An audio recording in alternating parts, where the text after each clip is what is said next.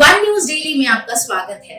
आज हम डिस्कस करने वाले एक बहुत ही वियर्ड इंसिडेंट को, जिसने हमारे एज अ सोसाइटी हमारे ऊपर एक बहुत ही मेजर क्वेश्चन रेज किया है। डेमोक्रेसी का मतलब सिर्फ ये नहीं होता कि हम टाइम टू टाइम जाकर वोट दे दें। डेमोक्रेसी का मतलब ये भी होता है कि किस तरीके से हम हमारे डेमोक्रेटिक इंस्टीट्यूशंस की रक्षा करते हैं।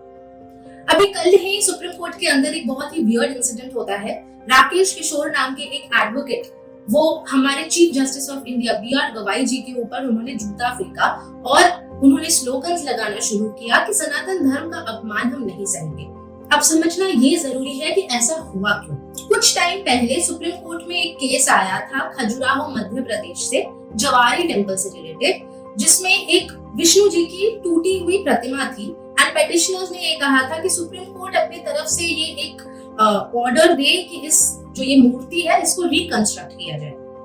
अब वो जो बेंच था उसको लीड किया था हमारे चीफ जस्टिस ऑफ इंडिया ने, और उन्होंने ये ऑर्डर दिया था कि अगर भक्ति करनी है तो आप भक्ति करिए, like if you want to pray then you should pray, but इन सब मैटर्स, बिकॉज ये पब्लिक इंटरेस्ट लिटिगेशन है, इन सब चीजों में सुप्रीम कोर्ट का टाइम मत वेस्ट करिए। सुप्रीम कोर्ट आखिर कब तक रिलीजियस मैटर्स में इंटरवीन करती रहेगी? ये एक कंप्लीटली रिलीजियस मैटर है और इसको आप बहुत ज्यादा लीगल एस्पेक्ट से जोड़ने की कोशिश मत करिए।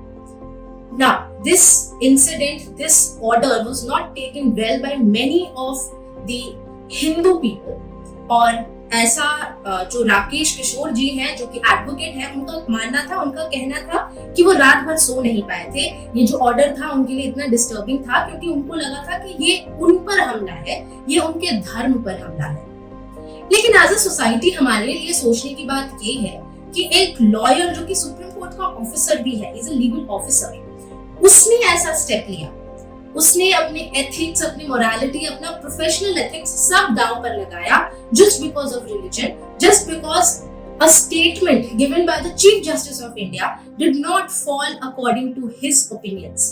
उन्होंने अपना करियर, अपना सब कुछ रिस्क पर लगाया और उन्होंने ऐसा एक्ट किया।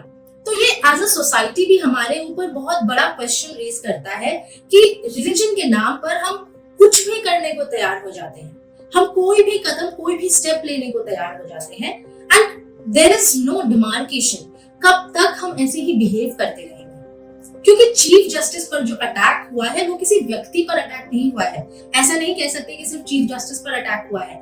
ये अटैक एक इंस्टीट्यूशन पर है, एक डेमोक्रेटिक इंस्टीट्यूशन पर है, एंड ये हम सबके लिए बहुत शर्मनाक बात है।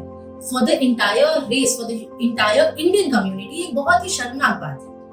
सो आज का जो ये डिस्कशन था, ऐसे एक ही सवाल उठता है कि क्या हम रिलीजन के नाम पर इतने दूर जा चुके हैं कि हम अपने ही डेमोक्रेटिक इंस्टीट्यूशंस को दांव पर लगा सकते हैं, अपने ही डेमोक्रेटिक इंस्टीट्यूशंस को बर्बाद करने के लिए अग्रसर रहते हैं? इसका आंसर आपको देना है, मुझे नहीं, खुद को।